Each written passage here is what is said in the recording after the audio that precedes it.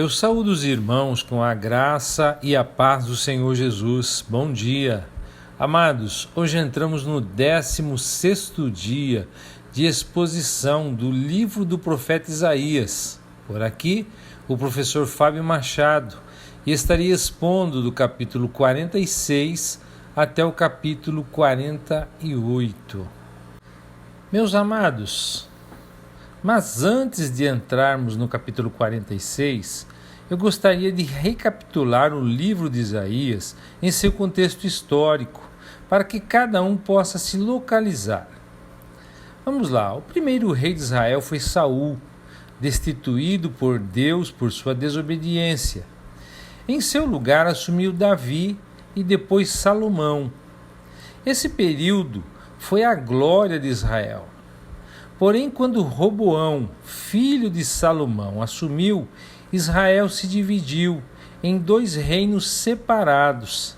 Era aproximadamente 930 a.C.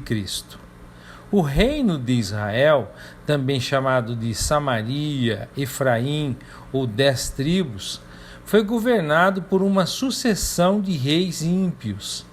O reino de Judá, cuja capital era Jerusalém, declinara bastante do esplendor e magnificência que existiam sob Davi e Salomão. Havia sido grandemente enfraquecido pela revolta das 10 tribos e pelas guerras em que se envolvera com o reino de Samaria, bem como com as nações vizinhas. Embora seus reis fossem superiores em virtude e piedade aos reis de Israel, muitos deles eram indignos de serem descendentes de Davi, e sua conduta os expusera grandemente ao desagrado divino. Isaías inicia seu ministério profético no ano em que Uzias morreu, portanto, no reinado de Uzias. É provável que Isaías tenha exercido a função profética por apenas um curto período de tempo, talvez por um único ano. Uzias foi sucedido por seu filho Jotão, e no tempo de Jotão, a Assíria começava a emergir como potência internacional. Nesse tempo, Judá começou a enfrentar oposição de Israel e da Síria. Agora, então, Acás começava a reinar em Judá. Síria e Israel faziam uma aliança para combater a Assíria. Mas Acás recusou-se a participar da aliança. Por causa disso, a Síria e Israel começaram a ameaçar o reino de Judá. Acás, então, foi buscar apoio da Assíria, que de bom grado veio ajudá-lo. Tomou Israel, levando-o cativo, e também a Síria. A aliança de Acás com a Assíria trouxe a idolatria e o paganismo para Judá e o fim do reino de Israel. Quando Ezequias assume, ele faz uma grande reforma religiosa. Mas por causa da ameaça de uma invasão assíria ao reino de Judá, se obriga a pagar pesados tributos a ela. Quando Ezequias se recusou a pagar os tributos, a Assíria invadiu Judá, conquistando cidades e levando cativos. Mas quando foi invadir Jerusalém, Judá vai buscar aliança com o Egito. Nesse momento, Ezequias adoece e recebe a cura e o livramento da Assíria pelo milagre de Deus. A Assíria, derrotada, volta para sua terra. Pouco tempo depois, o rei da Babilônia manda seus emissários para parabenizar Ezequias. Nessa nossa jornada, nós saímos de 739 a.C., quando Isaías começou o seu ministério profético, e agora estamos em 700 a.C., e aqui no capítulo 39. Isaías ainda vai profetizar até 686 a.C., ou seja, mais 14 anos. E nós ainda vamos acompanhá-lo até o capítulo 66.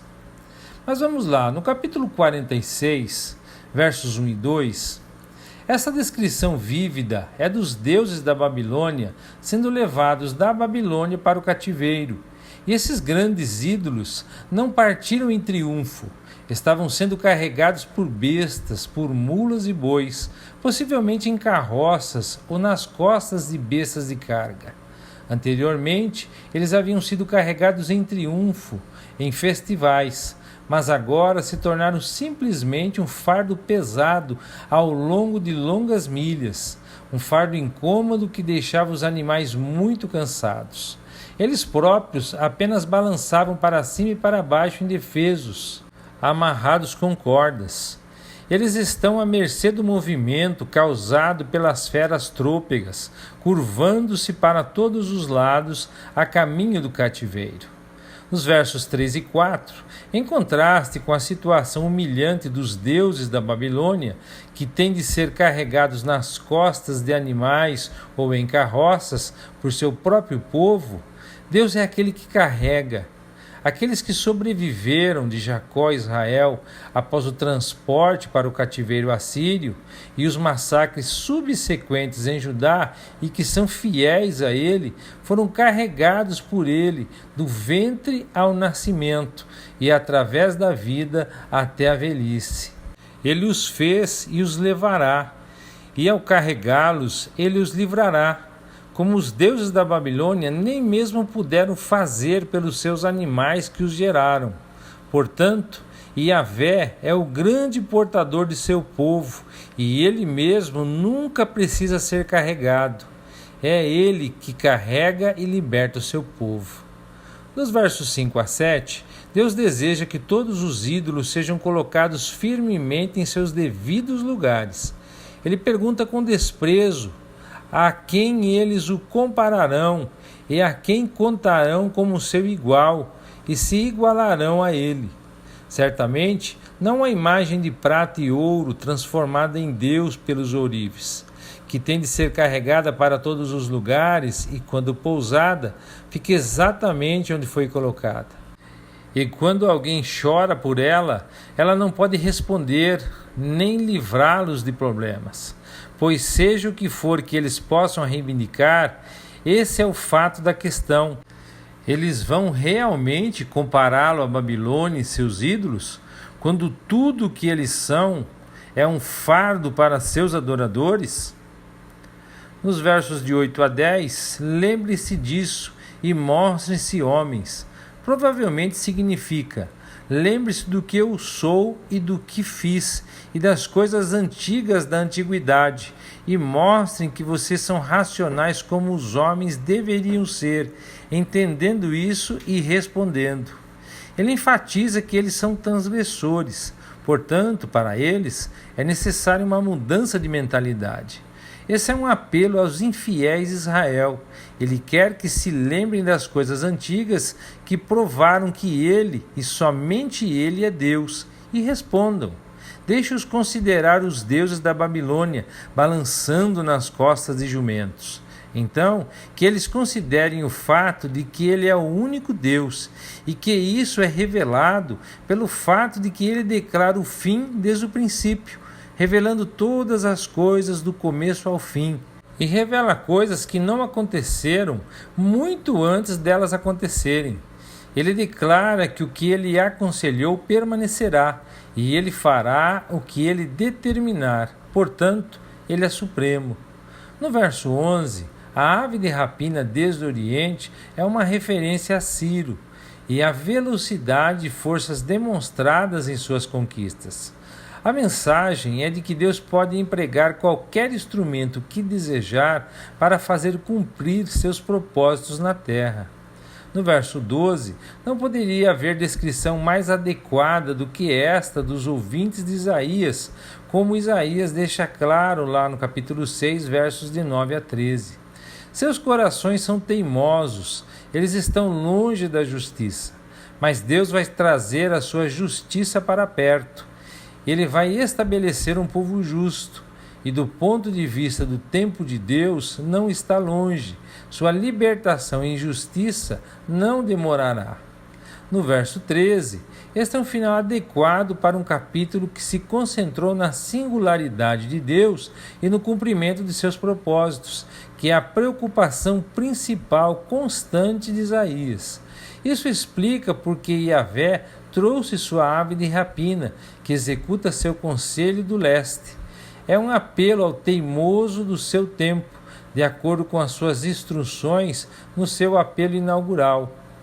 A reconhecer tudo o que Deus vai fazer, pois, por meio de seu servo, Yahvé certamente trará sua salvação em Sião por amor ao verdadeiro Israel, que é a sua valiosa possessão, aquele que trará glória ao seu nome.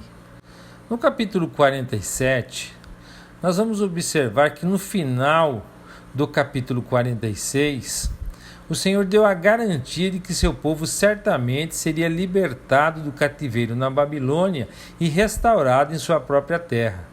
Nesse capítulo, ele descreve a vingança que ele enfrentaria na Babilônia, e o capítulo inteiro está ocupado em retratar, sob várias imagens, a prostração e humilhação daquele orgulhoso e opressivo assento de magnificência e império. A Babilônia é descrita sob a imagem de uma dama cuidadosamente nutrida e decorada, e todas as imagens de sua destruição são tiradas daquelas circunstâncias que tenderiam a humilhar uma mulher feliz e orgulhosa, que estava acostumada ao luxo e não acostumada a cenas de humilhação, pobreza e luto. O escopo do capítulo é declarar os crimes pelos quais ela seria humilhada e punida, e a maneira pela qual isso seria feito. Nos versos de 1 a 5, a Babilônia é abordada por um enviado, com sede do império, e sua humilhação é diretamente prevista à imagem de uma mulher feliz e delicadamente criada, subitamente reduzida a circunstâncias de grande humilhação e desgraça.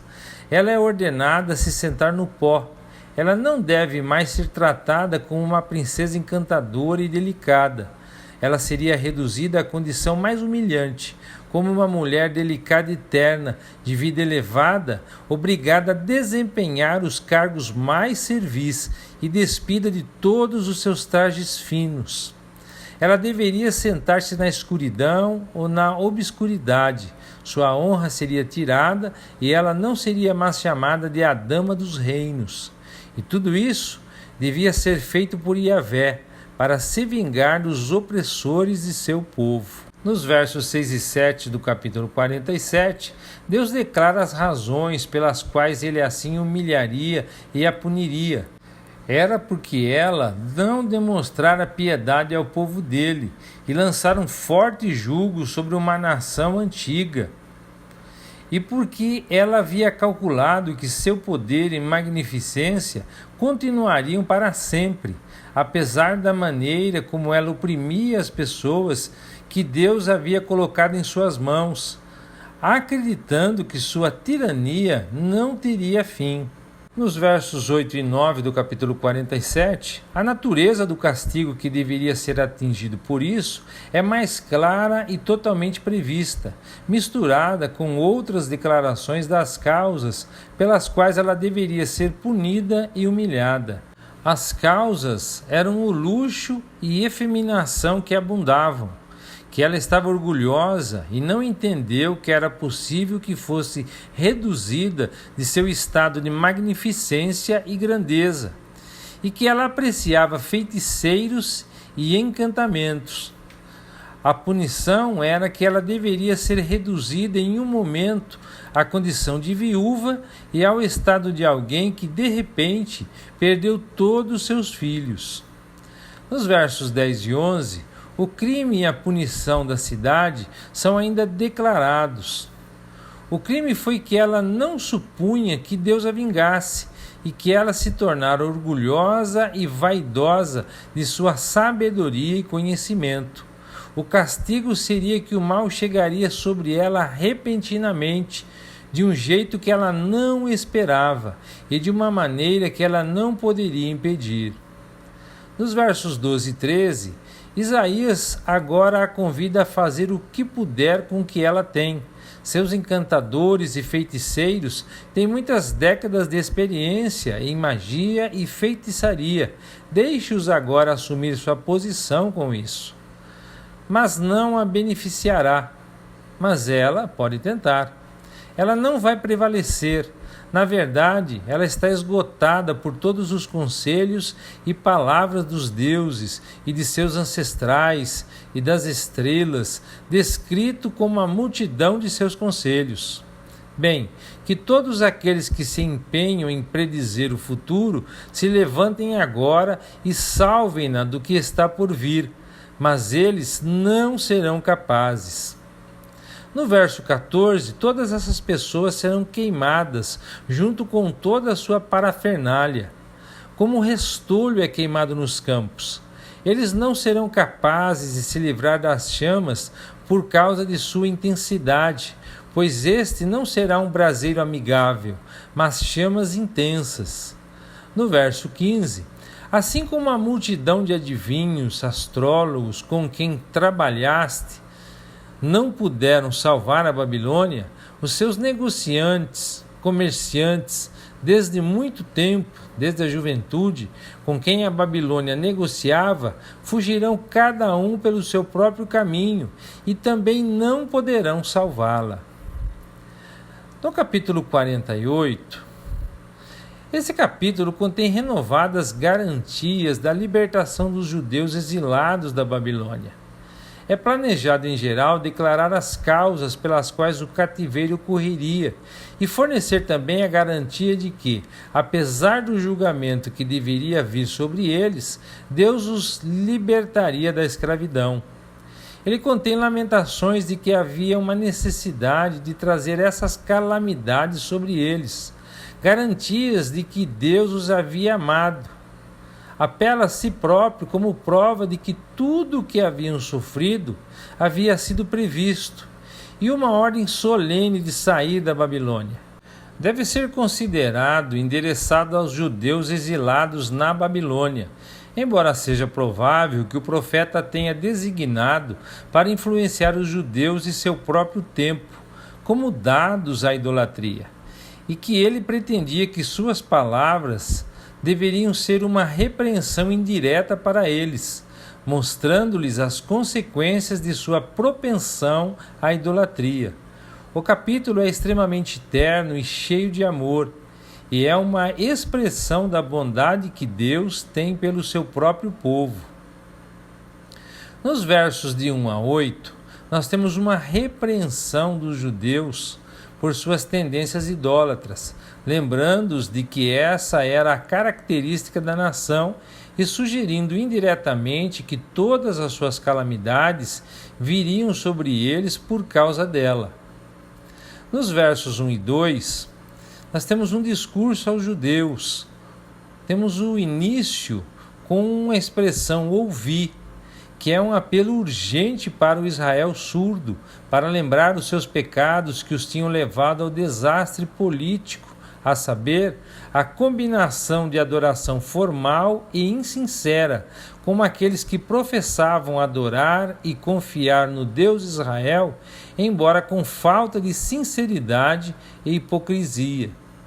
Nos versos de 3 a 8, profecias anteriores e a antiga hostilidade de Israel aos profetas também são lembradas, uma declaração solene de Deus de que ele havia predito todos esses eventos, pois os conhecia e sabia que eles eram teimosos, obstinados e cabeças duras. Então o Senhor anunciou de antemão o que faria, para que, quando acontecesse, Israel não atribuísse os acontecimentos ao poder de seus ídolos de madeira. Mas, embora tivessem ouvido as previsões e visto seu cumprimento, não queriam admitir. Por isso, Deus anunciaria coisas novas que eles não conheciam, porque o caráter deles era de rebelião e traição, desde o início de sua história. Pois, tendo ouvido as profecias, viram seu cumprimento e não admitiram, e dessa forma não honrando a Deus. Nos versos de 9 a 11, mas Deus não permitirá que seus propósitos sejam frustrados dessa forma. De alguma forma, Ele ainda produzirá deles um servo justo. Que não pensem que Deus não sabe o que são. É por amor a seu próprio nome que Ele adia sua ira, não os punindo como merecem. É para que Ele finalmente receba o louvor devido a Ele que se abstém de eliminá-los, embora seja algo que é para o benefício deles também. Pois Ele os refinará, não como a prata é refinada no fogo, mas na fornalha da aflição.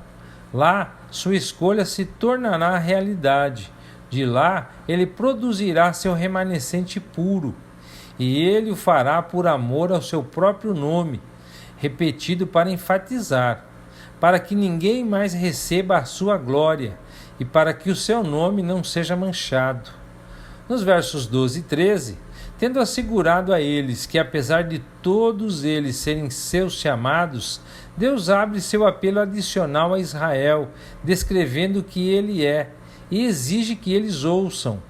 Ouça está aqui no singular, mas no plural, lá no verso 14 e no verso 16, aqui do capítulo 48.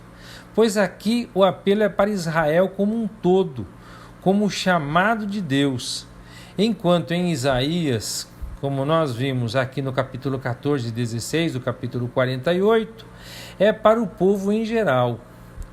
Ele é aquele que é o primeiro e o último. Ele é anterior a todas as coisas no tempo e no ser. Ele resume todas as coisas e as levará à conclusão. Porque ele é o primeiro, ele iniciou todas as coisas. Porque ele é o último, ele os leva à conclusão apropriada.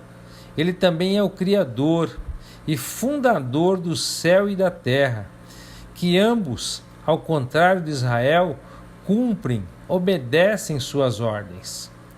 Nos versos de 14 a 16, ele havia decidido solenemente destruir a Babilônia e os caldeus, e para esse propósito ele havia levantado a Ciro, a quem havia chamado, que seria enviado, e além disso, seria ajudado por ele a ter êxito na missão. Alguém que deveria realizar seus desígnios, que eles soubessem desde o princípio, pois o Senhor o disse. Nos versos 17 a 19, ele lamenta profundamente que a conduta deles tenha sido o motivo para trazer esses julgamentos pesados sobre eles, e declara qual teria sido o resultado se eles tivessem observado seus mandamentos. A paz deles seria como um rio, a justiça como as ondas do mar, e os filhos como a areia da praia. Não haveria necessidade de serem destruídos, nem eliminar o nome da família. Nos versos 20 ao 22 do capítulo 48, tem uma ordem para sair da Babilônia, implicando a mais alta garantia de que eles deveriam ser libertados de seu longo e doloroso cativeiro. Eles deveriam sair cantando e triunfando, e os confins da terra deveriam ouvi-lo. Deus providenciaria a água para eles no deserto e faria com que as águas fluíssem para eles em sua jornada pelo deserto. O capítulo conclui com uma declaração geral de que os ímpios ou perversos não têm paz, o que implica que só têm paz e segurança aqueles que depositam sua confiança em Deus. E assim concluímos a exposição de hoje. E eu gostaria de considerar com os irmãos o capítulo 47, que contém muitas declarações particulares sobre a maneira pela qual a Babilônia deveria ser destruída. Declarações que, segundo se constata, foram cumpridas com surpreendente precisão. Além disso, são declarações que não poderiam ter sido o resultado de conjecturas ou mera sagacidade política, pois conjecturas e sagacidade políticas não se resumem a minuciosos detalhes. É preciso lembrar que essa profecia foi proferida 150 anos antes de seu cumprimento, e que não havia circunstâncias existentes no tempo de Isaías que pudessem ter fundado as bases para as conjecturas em relação aos eventos previstos aqui. O templo estava então de pé, a cidade de Jerusalém fortemente fortificada, o reino de Judá era poderoso, a Babilônia estava em magnificência. O poder que finalmente o derrubou mal começara a existir, e nenhuma das causas que levaram Ciro a atacá-la e destruí-la ainda não existia. E se essas coisas eram assim, a conclusão é inevitável de que Isaías estava sob a influência da inspiração divina. É a particularidade da descrição nos profetas, muito antes dos eventos ocorrerem, que, mais do que qualquer outra coisa, os distingue da mera conjectura política. E se as descrições particulares aqui e em outros lugares registradas da derrubada da Babilônia e de outros eventos futuros foram realmente feitas antes que os eventos ocorressem, então a conclusão é irresistível de que de fato elas foram inspiradas por Deus. E assim, amados, concluímos a exposição de hoje. Que Deus os abençoe e até amanhã, se Deus quiser.